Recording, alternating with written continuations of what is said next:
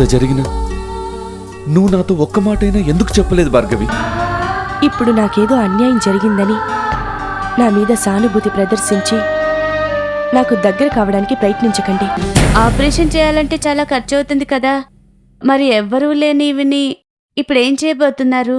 మామూలుగా అయితే పట్టించుకోకుండా వదిలేయాలి, కానీ మా డాక్టర్ ప్రెస్టేజ్ ఇష్యూగా తీసుకుంటున్నారు. డాక్యుమెంట్స్ మీద ఎన్ని సంతకాలు తీసుకున్నా అది బతుకుంటే ఎప్పటికైనా టెన్షనే.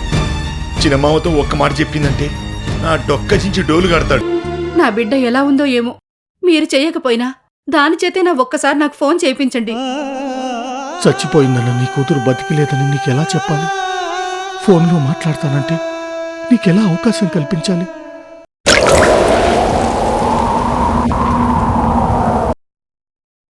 చూడండి, మీకు నా కూతురుతో మాట్లాడడం ఇష్టం లేకపోతే మీరెప్పుడు మీ ఫ్రెండ్స్కి ఫోన్ చేసి చెప్తుంటారు కదా, ఇప్పుడు అలాగే చెప్పండి. మీ అమ్మ నీకోసం బెంగ పెట్టుకుందన్న విషయం తెలిస్తే నా కూతురు వెంటనే ఫోన్ చేస్తుంది. అది మీలా మొండిది కాదు. నిజమే, అందుకే బతికుందని అబద్ధం చెప్తున్నాను. ఏంటి మాట్లాడరేంటి? ఈరోజు నా కూతురుతో మాట్లాడిస్తారా లేదా? సరే, ఈరోజు ఎలాగైనా అమ్మాయితో ఫోన్ చేయిస్తాను. తప్పకుండా చేయిస్తారా? లేకపోతే నాకేదో సర్ది చెప్పడానికి అలా చెప్తున్నారా? ఇదిగోండి, నేను ఇప్పుడే చెప్తున్నాను, నా కూతురు నుంచి ఫోన్ వచ్చే వరకు నేను ఇలాగే ఎదురు చూస్తుంటాను. పచ్చి మంచినీళ్ళు కూడా ముట్టను. అలాగే.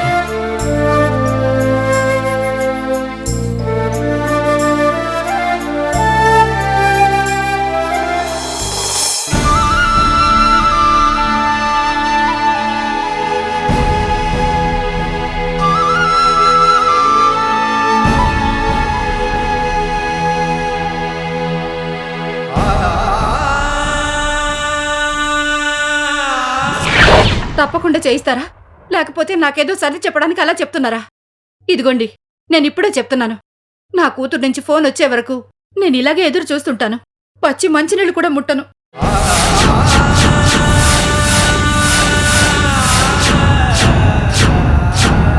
Excuse me doctor. డాక్టర్ పిలిచారట? అవును. మీరేంటి డాక్టర్, ఏదో టెన్షన్లో ఉన్నట్టున్నారు? ఏం లేదు డాక్టర్, ఎప్పుడూ ఉన్న టెన్షన్. నా భార్యకి నా కూతురుతో మాట్లాడాలని ఉందట. ఈసారి కూడా నువ్వే హెల్ప్ చేయాలి. అర్థమైంది డాక్టర్. మీ అమ్మాయిలా మీ ఆవిడతో నేను మాట్లాడాలి, కానీ ఎన్నాళ్ళని మీ అమ్మాయి చనిపోయిందన్న నిజాన్ని మీ భార్యకి చెప్పకుండా దాస్తారు? ఎప్పటికైనా చెప్పక తప్పదు కదా. సమయం చూసి నిజం చెప్పేయటం మంచిదేమో డాక్టర్. ఇప్పటికే నా కూతుర్ని పోగొట్టుకున్న నేను నిజం చెప్పి నా భార్యను కూడా పోగొట్టుకోలేను. కూతురు లేదన్న నిజాన్ని నా భార్య విని తట్టుకోలేదు. అందుకే డాక్టర్గా ఎంతోమంది ప్రాణాలు కాపాడిన నేను ఇన్నాళ్ళు నీ గొంతుతో నా భార్య ప్రాణాలు కాపాడుకుంటూ వస్తున్నాను. డాక్టర్ అయిన నేను ఇలా యాక్టర్గా ఎన్నాళ్ళు ద్విపాత్రాభినయం చెయ్యాలో నాకు అర్థం కావట్లేదమ్మా. కానీ ప్రస్తుతానికైతే నాకెంతకంటే వేరే మార్గం లేదు. నువ్వేమీ ఇబ్బందిగా ఫీల్ అవ్వకుండా నాకు ఈ సహాయం చేస్తూ ఉండు ప్లీజ్ అమ్మా. అదేంటి డాక్టర్, మీరు నన్ను ఇంతగా బతిమాలాలా? మీకోసం నేను ఈ మాత్రం చేయలేనా? ఇప్పుడే ఫోన్ చేసి మాట్లాడతాను.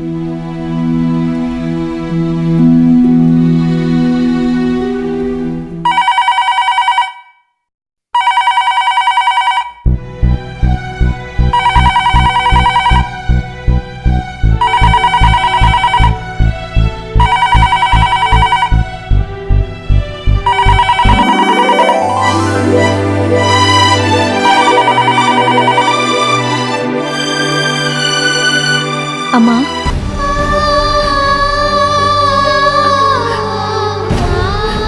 అమ్మా, అమ్మా. అమ్మా హారిక, ఎన్నాళ్ళైందమ్మా నీ గొంతు విని. ఎలా ఉన్నావు తల్లి? రాత్రి ఎంత భయంకరమైన పీడకలొచ్చిందో తెలుసా? నీకేమైందోనని చాలా కంగారు పడ్డాను. నీకేం కాలేదు కదా? నువ్వు బాగానే ఉన్నావు కదా? నేను బాగానే ఉన్నానమ్మా. నువ్వే పిచ్చి పిచ్చిగా ఆలోచించి నీ ఆరోగ్యం పాడు చేసుకుంటున్నావు. నా నుంచి ఫోన్ వచ్చేంత వరకు పచ్చి మంచినీళ్ళు కూడా ముట్టనన్నావట. ఇలా అయితే నీ ఆరోగ్యం ఏమైపోతుంది చెప్పు. నువ్విలాగే చేస్తే నేను నీతో ఇంకోసారి మాట్లాడను. అంత మాట అనొద్దమ్మా. నువ్వు నన్ను వదిలి వెళ్ళినప్పుడే నా సగం ప్రాణం పోయింది. ఇక నువ్వు మాట్లాడడం కూడా మానేస్తే ఉన్న ప్రాణం కూడా గాల్లో కలిసిపోతుంది.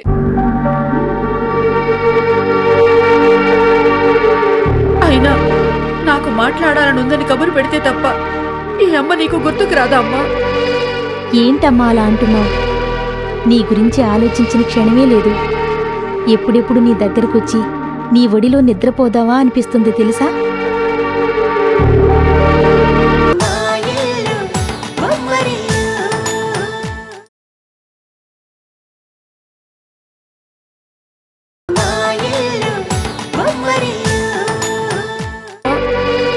ఏంటమ్మా అలా అంటున్నావు? నీ గురించి ఆలోచించిన క్షణమే లేదు. ఎప్పుడెప్పుడు నీ దగ్గరకొచ్చి నీ ఒడిలో నిద్రపోదావా అనిపిస్తుంది తెలుసా?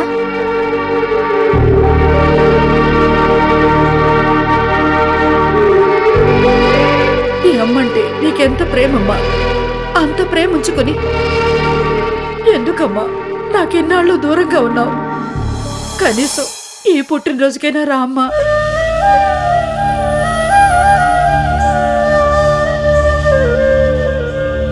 నా చిట్టి తల్లికి ఈ చేతులతో గోరుముద్దలు తినిపించి ఎంతకాలం అయిందమ్మా.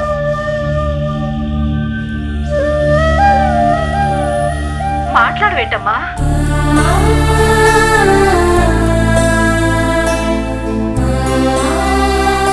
నాకు తెలుసులే, మీ డాడీ మీద నీకు కోపం. మీ డాడీ పిలిస్తే గానీ నువ్వు రావు కదూ. మీ డాడీ పంతం గురించి నీకు తెలుసు కదమ్మా. నువ్వే ఓసారి ఫోన్ చేసి మీ డాడీతో మాట్లాడొచ్చు కదా.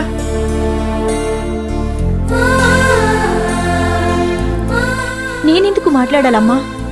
ఆయనే మాట్లాడొచ్చు కదా. అయినా నేనేం తప్పు చేశానని ఆయనకి నేనంటే అంత కోపం? నచ్చిన వాడిని ప్రేమించి పెళ్లి చేసుకోవటం తప్ప? ఈ జన్మలో మన ఇంటి గడప తొక్కొద్దన్నారు. కన్న కూతురన్న ప్రేమ కూడా లేదా ఆయనకి? పిచ్చి తల్లి, నీ మీద మీ డాడీకి ప్రేమ లేదని ఎవరు చెప్పారా? డాడీ నీకోసం ఆలోచించని క్షణం లేదు తెలుసా? ఎన్నో రాత్రులు నిద్రపోకుండా నీ ఫోటో దగ్గర కూర్చొని ఎంత ఏడ్చారో తెలుసా? నాది ఆడ మనసు కాబట్టి బయటపడ్డాను. మీ డాడీ బయటపడ్డం లేదంతే. కానీ లోపల నువ్వంటే పిచ్చి ప్రేమ అమ్మ మీ డాడీకి. అసలు ఫోన్లో మాట్లాడడం కాదు, ఈ పుట్టినరోజుకి నువ్వు తిన్నగా ఇంటికి వచ్చి నువ్వు మీ డాడీ కళ్ళెదురుగా నిల్చుంటే మాట్లాడకుండా ఎలా ఉంటారో నేను చూస్తాను. అమ్మా, ఎలాగైనా ఈ పుట్టినరోజుకి రా అమ్మా. తప్పకుండా రావటానికి ప్రయత్నిస్తానమ్మా. కానీ నువ్వు మాత్రం నా మీద బెంగతో నీ ఆరోగ్యం పాడు చేసుకోవద్దు. టైంకి మందులవి వాడుతుండు. వీలు చూసుకుని మళ్ళీ ఫోన్ చేస్తాను. ఉంటానమ్మా. మంచిదమ్మా, జాగ్రత్త.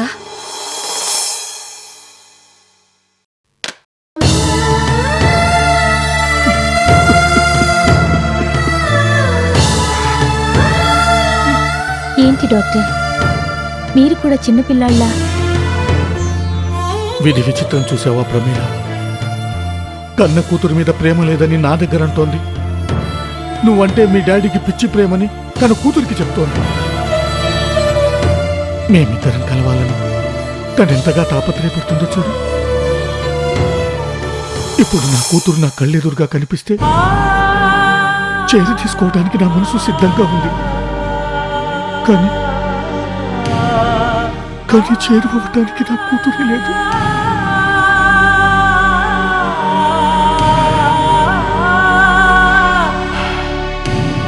ఇంకా ఎన్నాళ్ళు ఇలా నటించాలో నాకు అర్థం కావట్లేదు ప్రమీల, అర్థం కావట్లేదు. మీ పరిస్థితి చూస్తుంటే నాకు చాలా బాధగా ఉంది డాక్టర్. మీరు ఎంతో మంది పేషెంట్ల ప్రాణాలు కాపాడి వాళ్ళ దృష్టిలో దేవుడు అనిపించుకున్నారే, మరి ఆ దేవుడే మీకెందుకు ఈ పరిస్థితి కల్పించాడు? అయినా మీరు ఆ రోజే మీ అమ్మాయి ప్రేమను అంగీకరించుంటే మీ అమ్మాయి మిమ్మల్ని ఇలా వదిలి అమెరికా వెళ్ళుండేది కాదు. ఇలా శాశ్వతంగా మీకు దూరమై ఉండేది కాదేమో డాక్టర్. నా కూతురు నాకు శాశ్వతంగా దూరం కావాలని రాసుండబట్టి ఆ రోజు నాకు ఆ బుద్ధి పుట్టింది. విధి రాతను ఎవ్వరూ తప్పించలేదు.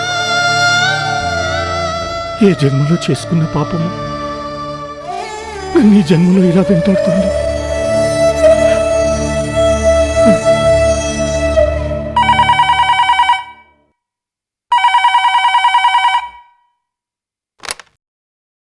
హలో, హలో డాక్టర్, నేను డాక్టర్ అశోక్ని మాట్లాడుతున్నాను. మీ దగ్గరికే బయలుదేరుతున్నాను డాక్టర్. 10 నిమిషాల్లో అక్కడ ఉంటాను. Thank you doctor, thank you very much.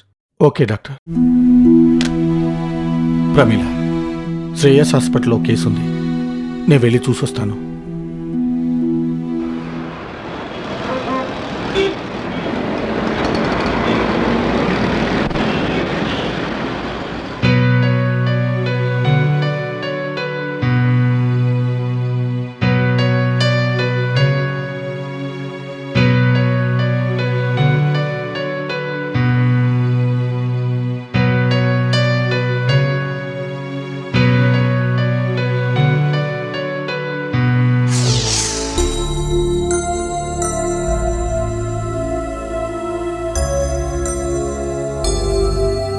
Anaesthesia ఇచ్చాక అన్ని బాగా చెక్ చేశారా? Everything is okay doctor.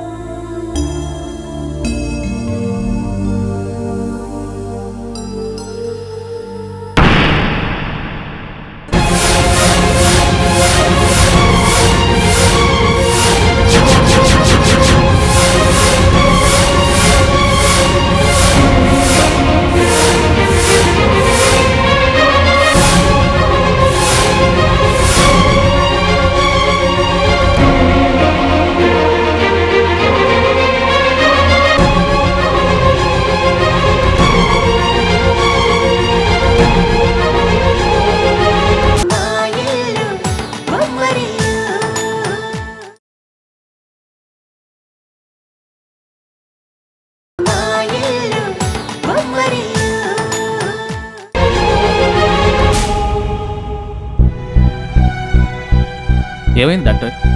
Are you all right?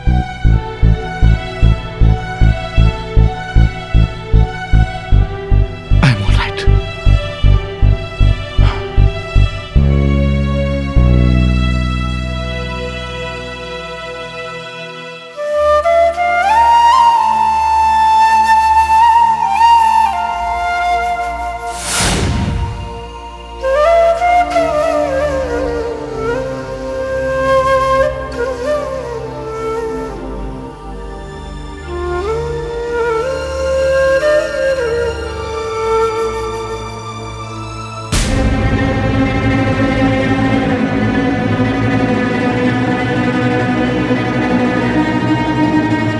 ఏం డాక్టర్, ఎన్నో వేల సర్జరీలు చేసిన మీ చెయ్యి వనకడమా?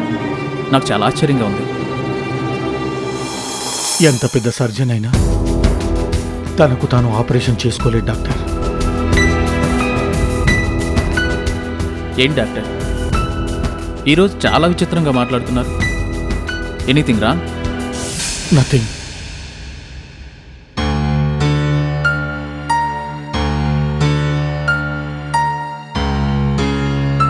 నా ప్రేమకి దూరం అయితేనే మీ మీద ప్రేమ ఉందని అనుకోవద్దు నాన్న.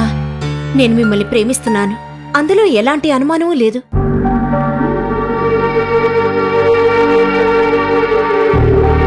తల్లిదండ్రుల మీద ప్రేమ ఉందని నిరూపించుకోవడం కోసం నా ప్రేమను నేను దూరం చేసుకోలేను నాన్న. మీరు కోరుకున్నట్లే ఈ జన్మలో మళ్ళీ మీకు నా మొహం చూపించను. నేను అమెరికా వెళ్ళిపోతున్నాను.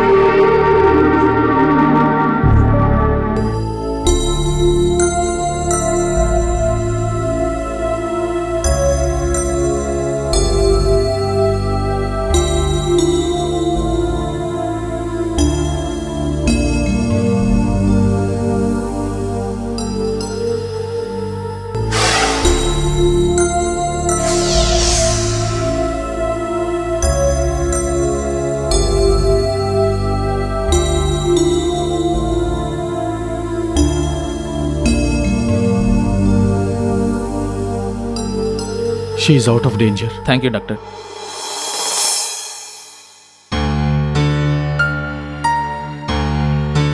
ఏమైంది డాక్టర్, ఈరోజు మీరు చాలా టెన్షన్గా ఉన్నారు.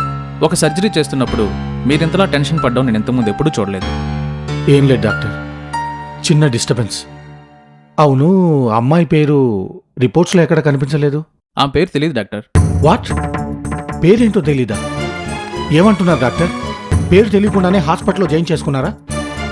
ఇంతకీ వాళ్ళ మనుషులు ఎక్కడున్నారు? ప్రస్తుతానికి ఆమెకి ఎవరూ లేరు డాక్టర్. ఎవరో ఒక అతను హాస్పిటల్లో అడ్మిట్ చేసి కనీసం డీటెయిల్స్ కూడా ఇవ్వకుండా వెళ్ళిపోయాడు డాక్టర్. ఆ తర్వాత ఆమె కోసం ఇంతవరకు ఎవరూ రాలేదు. తీసుకొచ్చిన వాడే ఆమె భర్త అయి ఉంటాడు. అమ్మాయి చూస్తే కుందన బొమ్మలా ఉంది. ఇలా వదిలేసి వెళ్ళిపోవడానికి వాడికి మనసు ఎలా వచ్చిందో. బహుశా అమ్మాయికి నాతో అనుబంధం ఏర్పడటానికేమో ఆ భగవంతుడు అతనితో ఇలా చేయించుంటాడు. డాక్టర్, మీరేమంటున్నారో నాకు అర్థం కావడం లేదు. ఈరోజు మీరు చాలా విచిత్రంగా మాట్లాడుతున్నారు. మీకేంటి ఆ అమ్మాయితో అనుబంధం ఏర్పడడం ఏంటి? విధి విచిత్రం అంటే అదే డాక్టర్. ఈ అమ్మాయిని ఎవరో మీ హాస్పిటల్లో జాయిన్ చేసి వెళ్ళిపోవడం, ఎలాంటి వివరాలు తెలియకపోయినా మీరు సర్జరీ చేయాలనుకోవడం, దానికి నన్నే పిలవటం, ఆ అమ్మాయిని చూసిన వెంటనే కోల్పోయిన బంధం ఏదో దొరికినట్లు అనిపించడం, ఇదంతా విచిత్రంగా లేదు? నాదో చిన్న రిక్వెస్ట్. చెప్పండి డాక్టర్. ఈ రోజు నుంచి ఆ అమ్మాయి బాధ్యత నేను తీసుకుంటాను. ఆమె కోసం అయ్యే ఖర్చంతా నా అకౌంట్లో వేయండి. అలాగే డాక్టర్. ఏదైనా అవసరం ఉంటే నాకు ఫోన్ చేయండి, వెంటనే వస్తాను. Please take care of her. అలాగే డాక్టర్.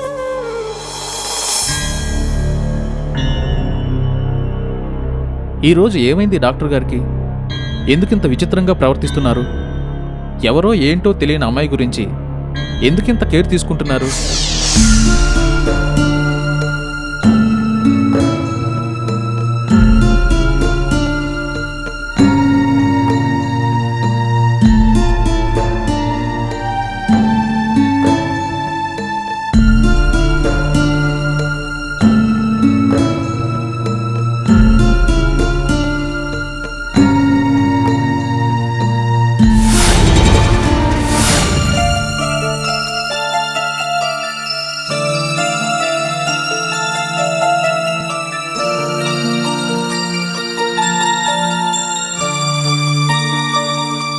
ఆగో.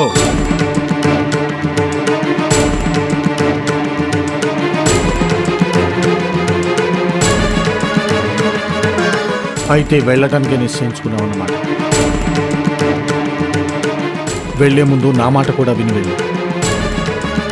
ఒక్కసారి ఇంటి గడప దాటావంటే మళ్ళీ ఇంట్లోకి వచ్చే అవకాశాన్ని శాశ్వతంగా కోల్పోతావు.